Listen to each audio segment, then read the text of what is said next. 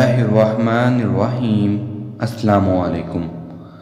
آج میں آپ کو یہ بتاؤں گا کہ مصریوں کے ہاں کاتبوں کی کتنی اہمیت تھی اور مصریوں کے ہاں تحریر کا آغاز کیسے ہوا اور مصری کتنے فنوں کے ماہر تھے۔ تو شروع کرتے ہیں آج کی ویڈیو۔ کاتب وہ لوگ تھے جو لکھنا پڑھنا اور گنتی کرنا جانتے تھے اور اس مقصد کے لیے کئی سال تک تعلیم حاصل کرتے تھے۔ وہ لوگ فرعون کے لیے بے حد اہم تھے اور ملک پر حکومت کرنے میں فرعون کی مدد کرتے، جس کے باعث ان کی عزت کی جاتی اور حکومت کی طرف سے ان کی حفاظت کا خاص بندوبست بھی کیا جاتا۔ یہی وجہ ہے کہ کاتب یا منشی ہونا معزز ترین پیشہ سمجھا جاتا۔ مصریوں کو تحریر کی ضرورت کیوں پیش آئی؟ کاتب یا منشی مقدس صحیفوں کا مطالعہ کرتے اور جو دعائیں پجاری مانگتے وہ انہیں قلم بند کرتے۔ وہ ان فیصلوں کو بھی لکھ لیتے جو فرعون کیا کرتا۔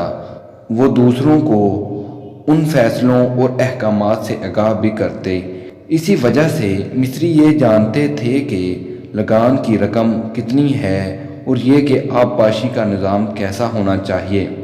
مصریوں کو گنتی کی ضرورت کیوں پیش آئی؟ کاتب ہر چیز کو شمار کرتے، مثلاً کسانوں کی طرف سے لگان میں دی گئی فصلیں اور معاشی قیمتی دھاتیں، ہنر مندوں کو دیا جانے والا چمڑا اور لکڑی۔ جہاں تعمیر کا کام جاری ہوتا وہاں یہ پتھروں کی گنتی کرتے۔ یہ دریائے نیل کے کناروں پر پانی کے ذخیروں اور سیلاب کی متعلق اندراج کرتے۔ وہ فوج میں شامل لوگوں کی تعداد بھی شمار کرتے تھے۔ پھر آہستہ آہستہ مصریوں نے تحریر کو تصویر میں بدل دیا۔ تصویری طرز تحریر علامات پر مبنی تھی، جسے لکھنے کے لیے بڑا وقت درکار ہوتا تھا، جبکہ تمام انتظامی مسودوں میں کاتبوں کو کم وقت میں لکھنا ہوتا تھا۔ یہی وجہ ہے کہ تقریباً 3000 قبل از مسیح مصریوں نے نسبتاً تیز طرز تحریر ایجاد کیا، جو تصویری اسلوب تحریر کی ترقی یافتہ شکل تھا۔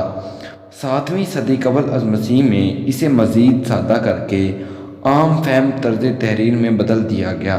تصویری تحریر صرف مقدس صحیفوں کے لیے ہی مخصوص کر دی گئی۔ تصویری تحریریں کیسے سمجھی جاتی تھیں؟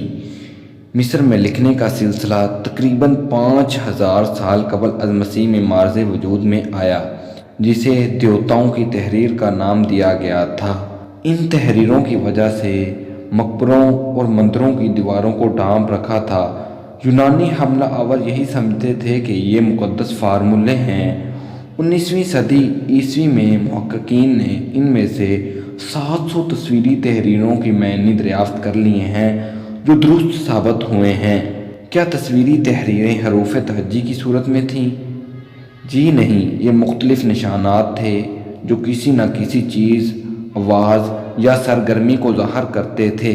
جس چیز کو ظاہر کرنا ہوتا اسی حساب سے انہیں اکٹھا کر دیا جاتا تھا۔ ان کا مطلب کیسے اخذ کیا جاتا؟ 1799 عیسوی میں دریائے نیل کے ڈیلٹا میں روسٹیا کے مقام سے ایک پتھر ملا جس پر کچھ نقش تھے۔ اس پر ایک ہی عبارت 3 مختلف رسم الخطوں میں لکھی ہوئی تھی: تصویری رسم الخط، عوامی رسم الخط اور یونانی رسم الخط۔ چیپولین نامی فرانسیسی کو یونانی رسم الخط پر عبور حاصل تھا۔ اس نے ان تصویری تحریروں کا ترجمہ کیا۔ مصری ان تحریروں کو کیسے پڑھتے تھے؟ رموز اوقاف کے بغیر اس طرز تحریر کا مطلب اخذ کر لینا بہت مشکل تھا۔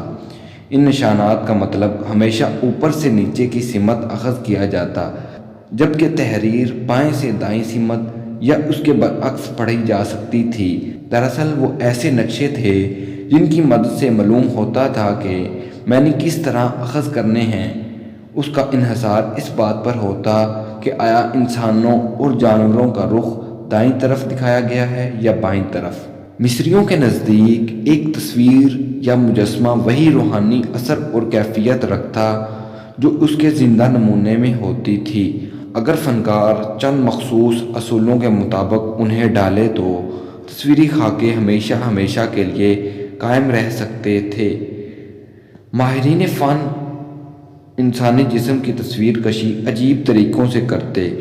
وہ ٹانگوں کا ایک رخ دکھاتے جبکہ کندھوں کو سامنے کے رخ پر دکھاتے تھے۔ یہ اصول چہرے اور آنکھوں کے لیے استعمال ہوتا۔ یہ طریقہ وہ اس لیے اپناتے کیونکہ مصری ہر شے کے اہم حصوں کا انتہائی ممکنہ حد تک واضح کر کے دکھانے پر یقین رکھتے تھے۔ چنانچہ چہرے کو ایک رخ سے اس طرح دکھاتے کہ آنکھیں سامنے دیکھ رہی ہوتی۔ اور ہاں، فنکار کوئی اناڑی نہیں ہوتا، وہ محض ضابطے کی پابندی کر رہا ہوتا تھا۔ کیا تصویر اپنے ماڈل کے عین مطابق ہوتی؟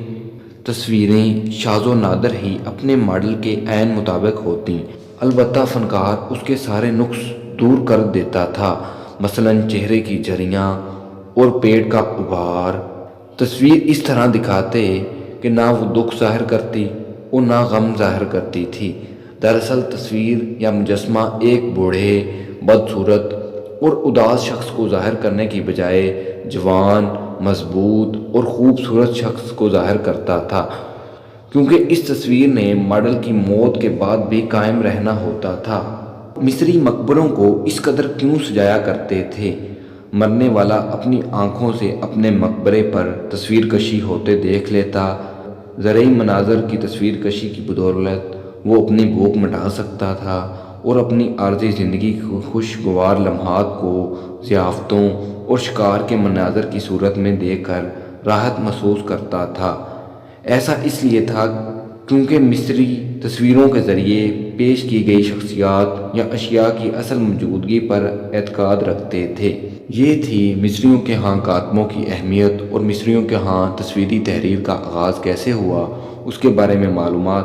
آئندہ ویڈیو میں ہم یہ بتائیں گے مصریوں کے ہاں کاشتکاری کیسے کی جاتی اور ان کی خاندانی زندگی کیسی تھی۔ تب تک کے لیے اللہ حافظ۔ ویڈیو اچھی لگی ہو لائک کریں، کمنٹ سیکشن میں اپنی رائے کا اظہار کریں اور شیئر بھی کریں۔ اگر آپ نے ابھی تک ہمارے چینل کو سبسکرائب نہیں کیا تو سبسکرائب کر دیں اور ساتھ بیل آئیکن پر کلک کر دیں تاکہ آپ کو ہماری ہر آنے والی ویڈیو کا نوٹیفیکیشن بر وقت مل سکے۔